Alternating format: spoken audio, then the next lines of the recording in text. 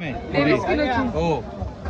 हे बघा. आणि अजून ना मला ते घ्यायचंय पण त्याचं रेट मी विचारते. तुला दाखवेन मी घरी गेल्यावर काय काम आहे. मोठा स्पेस आहे, आरामात बसू शकतो.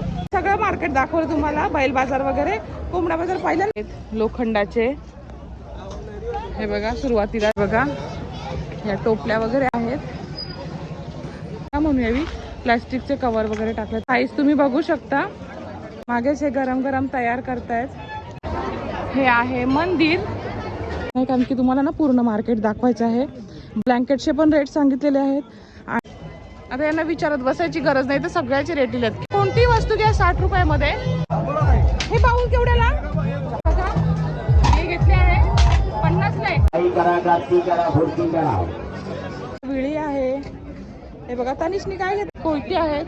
हे पाट आहेत. पाटा केवढ्याला? सूप केवढ्याला दादा? ही बघा छोटीशी, मोठा बाजार आहे हा. ही बघा, ही उपळ आहे, जाळा आहे. हे पण घेतात इकडून. हे बघा, गळ्यात घालण्यासाठी घुंगरू आहे. या केवढ्याला आहेत? कमी नाही अजून. एवढी सगळी शॉपिंग केली. कुठून आलात?